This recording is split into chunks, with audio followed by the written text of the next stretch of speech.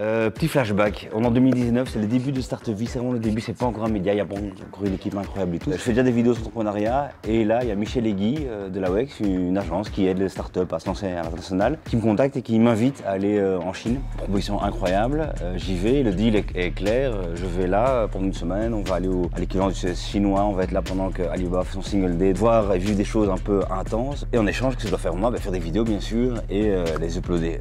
C'était en novembre 2019. Et bizarrement, 2 ans plus tard, on n'a toujours rien sorti. Donc Guy, Michel, vraiment, je suis désolé d'avoir fait ça. Il faut vraiment voir ça comme, je trouve une vieille cassette VHS avec un peu de poussière. Ça date un peu, mais c'est quand même un regard sur ce que la Chine nous montrait. Encore merci, j'espère que ça vous plaira quand même. Et désolé.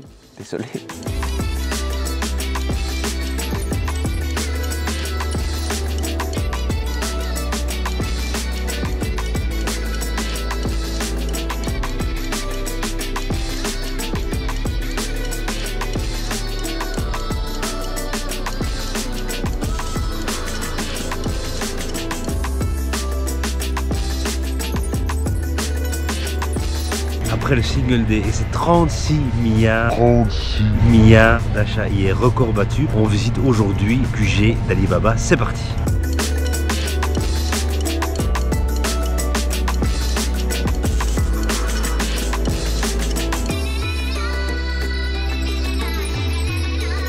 Bon, QG, on parle plutôt d'une ville, hein. Il y a 10 000 travailleurs ici, c'est la ville d'Alibaba, il y a toutes les filiales qui sont là.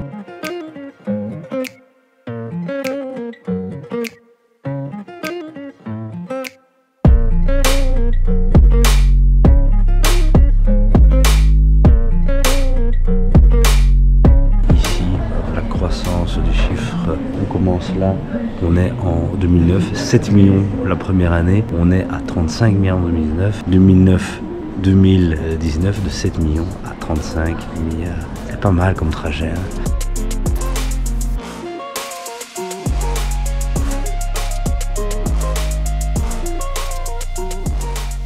Donc Gilles, on vient visiter le musée Alibaba. Ouais. Tu vois, avant de venir ici, on savait déjà que le single day c'était un jour de malade, qu'il y a des chiffres de dingue. Mais ici, moi, de voir ça, c'est de voir qu'ils sont présents partout, dans tous les secteurs. C'est ça qui me fascine un peu, quoi. C'est vraiment des groupes globaux dont on n'a pas trop l'idée en Europe. Ils copient un peu tout le monde, hein. Ils ont copié un peu le modèle Amazon, ils développent aussi leur système de cloud, ils ont maintenant leur système de paiement qui commence un tout petit peu à venir à l'étranger. Hein. Ici, en Chine, tu l'as vu aussi, tous les Chinois, ils payent avec leur smartphone. Yes. C'est un truc de fou. Mais donc là, quand on voit ça, comme ils ont tout, ils peuvent être très rapides aussi dans tous les domaines. Comment est-ce que tu vois qu'en Europe, on peut rivaliser avec ça? Rivaliser avec, ça va être difficile. C'est pour ça que je pense que la stratégie, c'est plutôt de se mettre un peu dans le sillage de ces acteurs-là et d'essayer d'en profiter un maximum. Ce qu'on a vu aussi, se gripper sur l'écosystème. Oui, c'est ça qu'il faut faire. Et ce qu'on a vu justement, assez impressionnant quand même, 2-3 gros écrans où on voyait bien la Belgique qui était aussi au centre de la stratégie internationale de l'ALP, avec Liège qui va accueillir le premier hub européen d'Alibaba. Donc les marchandises à destination de l'Europe, elles vont passer à terme par Liège. Belgique, one point quoi. Quand même là, ouais. Mam 10, on est sur la carte d'Alibaba, c'est énorme. On est sur la carte d'Alibaba, bravo la Belgique et bravo Liège, on peut le dire. Là quand même. C'est le jour le plus dingue de l'année. On parle de 500 000 transactions par seconde, 1, 2, 3, 1,5 million transactions. Ils étaient déjà à plus de 100 millions de colis en livraison à 8h du matin. Ce qu'on nous dit, c'est qu'on ne peut pas filmer, on vient de l'apprendre maintenant. On va sans doute essayer, on verra qui finit en prison. Là, on rentre dans les douanes. Là, c'est 5 camions par fois. Voilà, là, il y a un peu de bordel ici. Ok, là, on a de l'image, là, on a quelque chose. C'est un jour exceptionnel.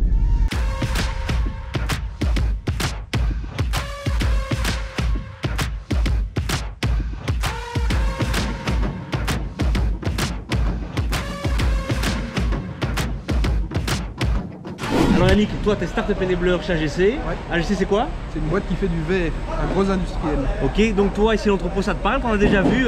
C'est quoi ton feeling après cette visite ici? Assez surpris en fait, je m'attendais à quelque chose de beaucoup plus automatisé. Ici on voit beaucoup de gens qui circulent avec des vêtements dépareillés, pas vraiment d'équipement de sécurité. Donc plutôt surpris en fait, je m'attendais à un truc aux petits oignons et avec beaucoup d'intelligence artificielle et d'automatisation. Et je me demande si c'est vraiment comme ça partout ou si c'est vraiment le site qu'on nous a montré spécifiquement spécifiquement ici pour cacher des secrets industriels, ou si c'est plutôt justement une volonté de garder un niveau d'automatisation très bas avec une supply chain la plus simple possible. Ok, top, merci beaucoup. Alors voilà, on est rentré en entrepôt, mais on n'a pas pu filmer le secret des affaires. Alors qu'est-ce que je peux vous dire moi? Là-dedans, 3 millions de colis seront traités aujourd'hui. Normalement ils sont 100 aujourd'hui, ils étaient 3000. Oh hop hop hop, on a failli mourir, mais tout va bien, tout va bien. Thank you very much. This guy saved my life. Thank you, thank you. Thank you, thank you. Est-ce que c'est plein de robots là-dedans? Non, plein de travailleurs. Pas de robots parce que quand il y a une demande, la demande est élastique. Et donc aujourd'hui il y a plein de demandes avec des robots, bah t'es calé, tu sais pas multiplier des robots. Par contre de l'humain qui ici bien sûr est moins cher, tu peux en engager beaucoup. Au niveau des protections, bah, c'est un peu spécial, hein. Pas de chaussures de chantier, pas de vêtements de protection. Chacun met un peu ce qu'il veut et on voit comment ça se passe. Donc voilà, c'était la visite dans le jour le plus fou de l'année chez Alibaba. Je le rappelle, aujourd'hui, ce matin, 100 millions de colis étaient déjà partis en livraison. Waouh, ça fait rêver.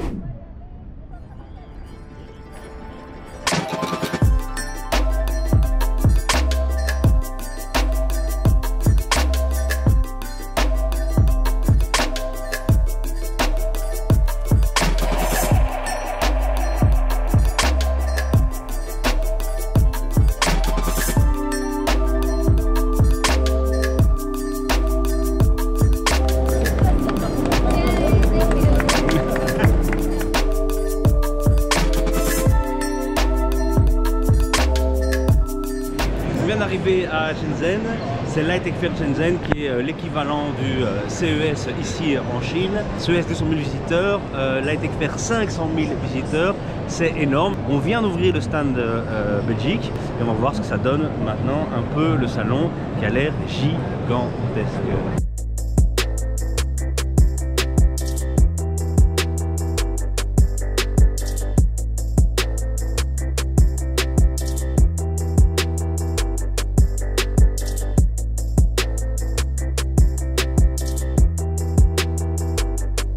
Pour l'instant, beaucoup de gadgets, hein, mais il y a aussi ça. On va essayer de trouver des trucs un peu plus fat. Hello, hello, hi, hello. Gilles, une petite sieste là. Bon, on est d'accord, parfois il faut se reposer dans la vie. Hein. Aller, quoi, ça veut pas que le travail. Hein. On est crevé. Alors, il faut... Parce que là, on est parti pour une bonne demi-heure de siesta. Ouais. Where are you from? Belgium. Belgium. Europe. Brussels. Waffle. French fries. Hop hop hop, c'est parti. Wow, wow. On est d'accord, il se passe quelque chose. Il se passe quelque chose. Yeah, take it easy, you're right. Tu verras quand tu vas essayer toi, tu verras mon Attends, parce qu'il y a la dame en face qui me fait peur. C'est sûr. Are you okay? Okay? No? Yeah, she's okay?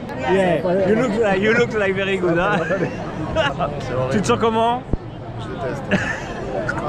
C'est ça le futur mon vieux, c'est ça le futur, ce sera pas facile hein. Ah c'est un truc de dingue, attends ça va arriver, elle doit mettre de l'eau et tout, ça va péter mon vieux. Ouais, elle te l'a mis aussi, c'est parti pour la souffrance maintenant, c'est parti. Wow, wow, wow, ah ouais ok, oh putain. Wow.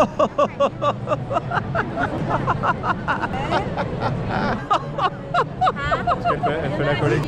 It's okay. Yeah, it's okay, it's fine. Ok. Regarde le truc.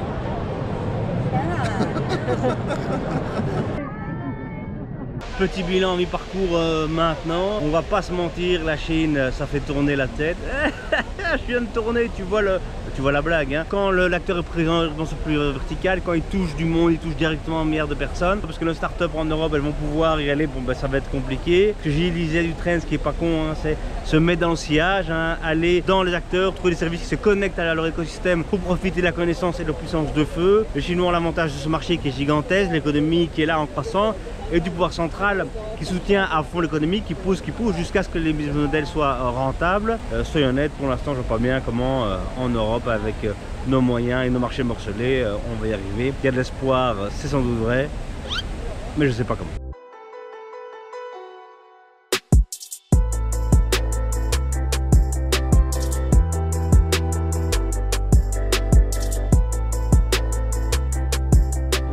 On est toujours à Shenzhen le jour de l'ouverture du bureau de la WEX à Shenzhen. Je vous conseille d'y venir pour collaborer avec la WEX et parce que la vue sur la baie est magnifique. J'ai rencontré Xia Longchen qui gère un fonds à Shenzhen. Investit que dans les startups, quand on a des fonds de startups, 900 millions disponibles. Shenzhen c'est 13 millions d'habitants, 900 millions disponibles. Les tickets de seed c'est entre 1 et 2 millions, c'est 100 000 chez nous. La cerise sur le gâteau c'est qu'ils n'attendent pas de retour sur l'investissement.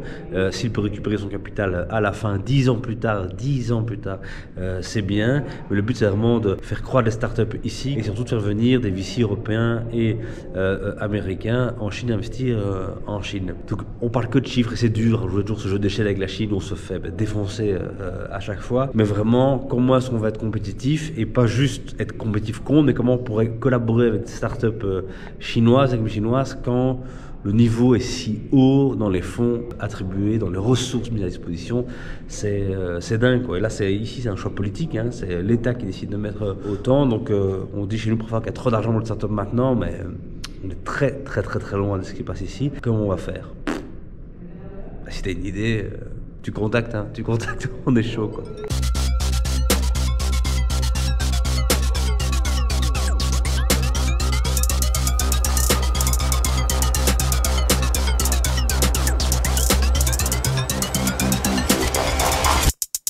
Alors, je suis ici avec Michel Keppener, responsable hors Europe de la WEX. Est-ce que tu peux me dire, si je suis une start-up belge et que je viens à Shenzhen, comment tu peux m'aider et qu'est-ce qu'il y a à faire ici? D'abord, avant de venir en Chine, il faut être parmi les meilleurs, Ok.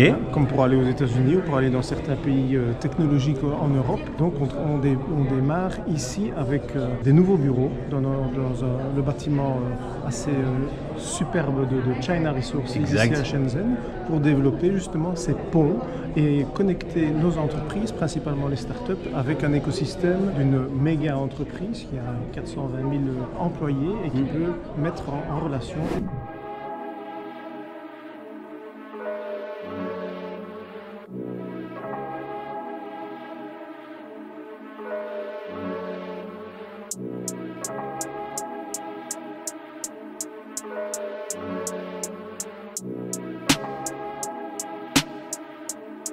Ici devant les caméras de surveillance, vous voyez, qui te permettent vraiment d'avoir une smart city et d'avoir une vue complète. Je sais que tu as un accident avant, que tu appelles les urgences, d'avoir une vision proactive de la gestion de la ville, ça c'est vraiment hyper intéressant.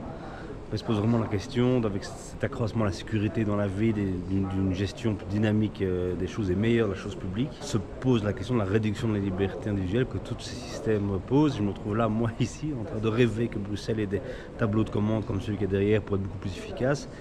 Et en même temps, qu'est-ce qu'on fait quand tout le monde est traqué et qu'est-ce qu'on fait de ces données-là?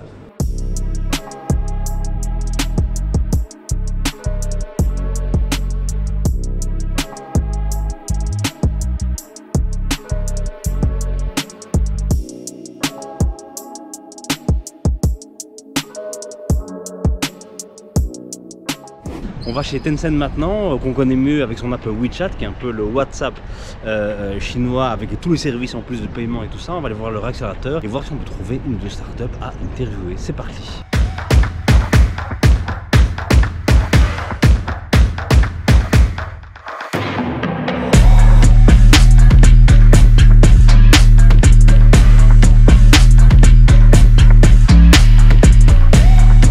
I'm here with Daniel. He runs a startup called Lengogo. Daniel, you are in the WeStart Accelerator. Yeah. If you have to describe the startups in China in one word, which word will it be?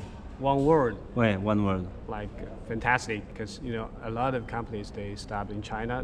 They're trying to have their own company, found their own company. The Tencent will start to give us a lot of opportunity.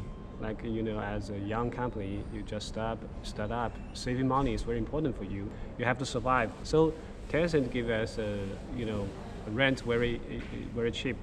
It's cheaper than the others, and they give us the opportunity. Like I meet you today. Yeah.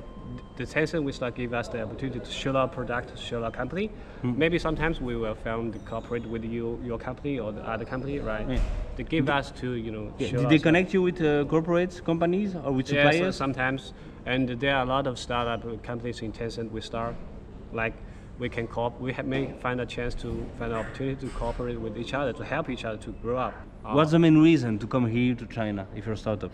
You know, for example, in Shenzhen, they have a very wonderful supply chain. You can find everything here. You can find an electronic engineer or the electronic factory. They have a lot of factory here. Thank you very much. Yeah, thank you. you. We will try it, going to with a demo like this. Can I say something in French? Okay, in French, okay. I'm not a guy who articulates a lot, so it's great device if it succeed. Ok Daniel, merci beaucoup pour l'interview. Tu reviens en Belgique quand tu veux, tu seras toujours le bienvenu.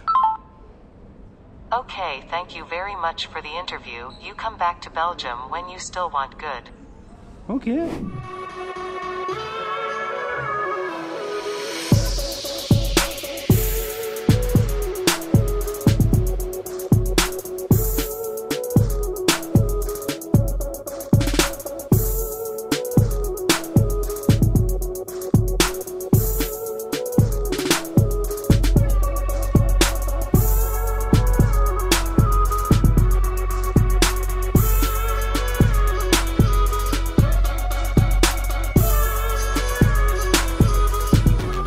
On est ici à la soirée du consul, soirée prestigieuse, où David Bourgeois de CNView va nous présenter un peu ce qu'il fait ici depuis 3 semaines. Est-ce que tu peux nous dire CNView c'est quoi en 2 secondes?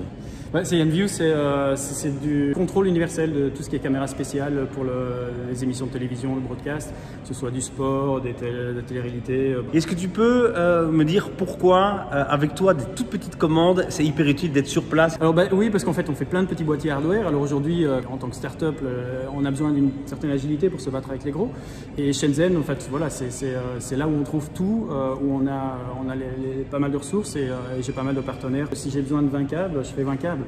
Ça, c'est possible ici, c'est difficile en Europe. Oui. En tout cas, des coûts incomparables, une rapidité incomparable. C'est vraiment l'agilité. Aujourd'hui, ce qu'on cherche là par rapport au volume. Et en fait, la Chine, qui était vraiment sur des gros volumes de production, aujourd'hui s'ouvre vraiment à des petits volumes, ce qu'on n'avait pas avant. Et voilà, c'est top pour les startups. C'est une culture, c'est une différence, il faut aimer ça, il faut aimer toutes les usines, comme tu disais, sont à l'extérieur de Shenzhen, donc maintenant on ne se retrouve plus dans, voilà, c'est luxueux, c'est top. Oui. Moi je suis plus dans les quartiers où plus personne ne parle l'anglais, voilà, où les hôtels sont à 20 € la nuit. Il y a pas mal de choses qui sont là, donc il faut apprécier ce côté-là aussi, un petit peu baroudeur. Mais par contre, voilà, c'est une mine d'or, on trouve plein de choses, c'est vraiment ce qu'on a besoin de nous. Top.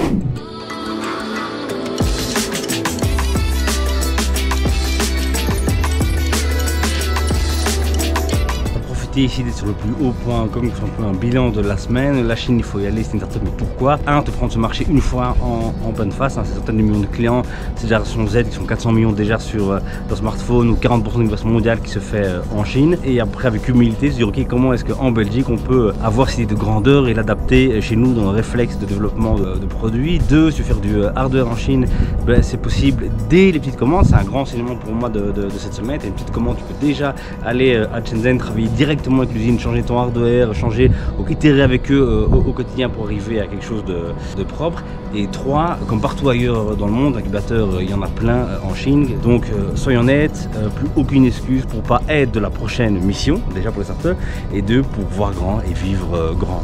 A plus!